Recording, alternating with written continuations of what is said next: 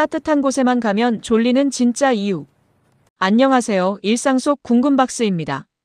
오늘은 누구나 경험했지만 제대로 된 이유를 아는 사람은 거의 없는 이야기를 해보려고 합니다. 바로 왜 따뜻한 곳만 가면 우리는 금방 졸려지는가 하는 문제인데요. 커피를 마셨어도 할 일이 산더미처럼 쌓여 있어도 따뜻한 곳에만 가면 눈꺼풀이 스르륵 내려오는 그 신비한 현상.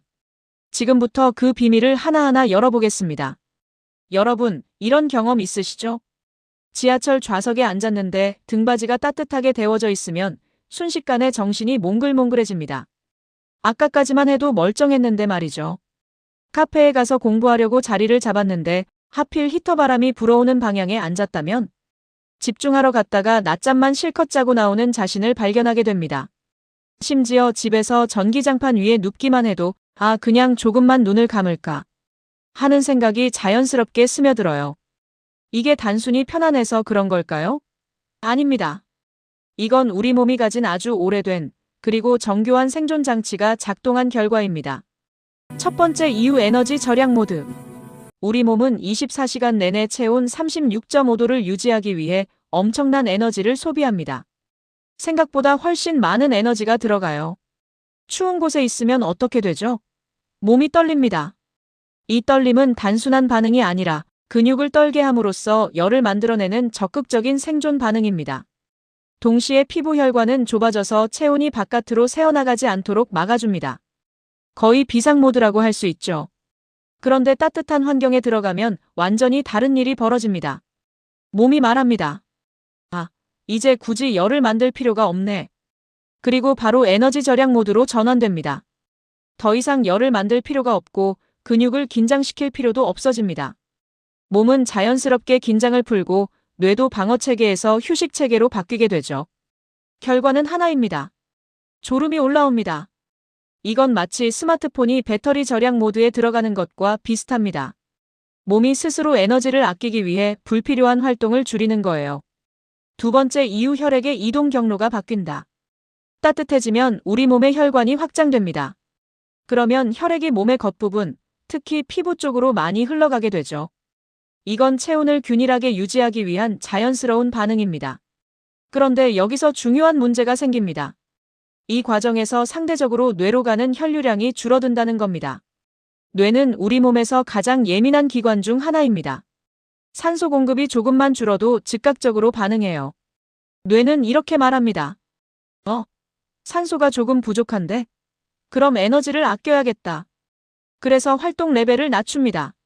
집중력이 떨어지고 생각이 흐릿해지고 졸음파라고 불리는 세타파가 뇌에서 증가하기 시작하죠. 실제로 이런 실험도 있습니다. 따뜻한 방에서 사람들을 20분에서 30분 정도만 앉혀놓아도 뇌파가 깨어있지만 졸린 상태에 가까운 패턴으로 변한다고 합니다. 즉, 뇌가 스스로 속도를 늦추는 겁니다. 그래서 따뜻한 곳에서는 아무리 의지가 있어도 집중이 잘 안 되고 결국 졸음이 이기게 되는 거예요. 여러분이 따뜻한 도서관이나 카페에서 공부할 때 집중이 안 되는 건 의지의 문제가 아니라 생리학적으로 불가능에 가까운 상황인 겁니다. 세 번째 이유, 멜라토닌의 비밀. 세 번째 이유는 수면과 직접 연결된 호르몬, 멜라토닌 때문입니다. 멜라토닌은 원래 밤에 많이 분비되는 호르몬이죠. 그런데 신기하게도 따뜻한 환경에서도 멜라토닌이 미세하게 증가한다는 연구 결과가 있습니다. 특히 손발이 따뜻해지면 이제 체온을 내려도 괜찮다는 신호가 뇌로 전달되면서 멜라토닌 분비가 촉진됩니다. 그래서 잠들기 전에 손발을 따뜻하게 하면 잠이 잘 온다는 민간요법이 실제로 과학적 근거가 있는 거예요. 잠들기 직전 사람의 체온 패턴을 살펴보면 흥미로운 현상이 나타납니다. 손발은 따뜻해지는데 몸의 중심 체온은 오히려 살짝 떨어지죠.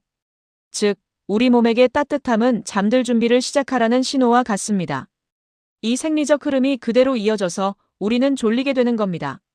일상에서 경험하는 현상들. 이 세 가지 원리로 설명 가능한 현상들이 정말 많습니다. 운전 중에 히터를 강하게 틀면 졸음이 몰려오는 이유. 겨울철 지하철 좌석에만 앉으면 잠이 쏟아지는 이유. 따뜻한 교실에서는 학생들이 집중하기 어려운 이유.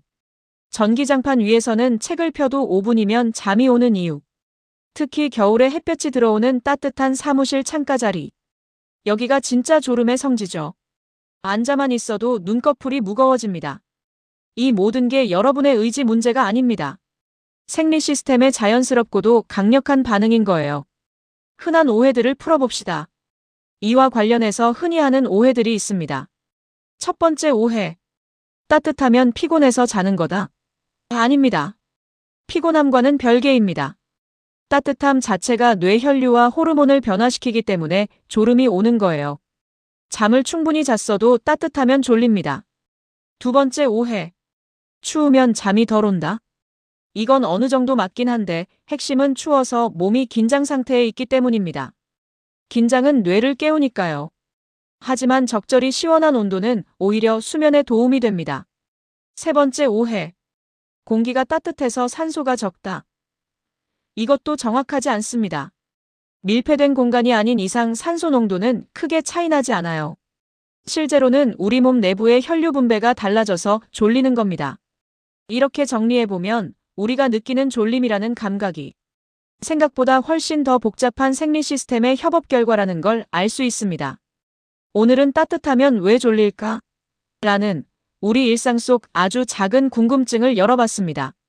보이지 않지만 우리 몸속에서는 체온 조절, 혈류 조절, 호르몬 조절이 동시에 정교하게 작동하고 있었던 거죠. 이 세 가지가 합쳐져서 우리를 졸리게 만드는 겁니다. 결국 따뜻한 곳에서 졸린 건 여러분의 잘못이 아닙니다. 수만 년 동안 진화해온 우리 몸의 자연스러운 반응이에요. 다음에 따뜻한 곳에서 졸음이 쏟아질 때 스스로를 너무 탓하지 마세요. 아, 지금 내 몸이 에너지 절약 모드로 들어갔구나. 혈액이 피부로 가고 있구나. 멜라토닌이 분비되고 있구나. 이렇게 이해해 주시면 됩니다.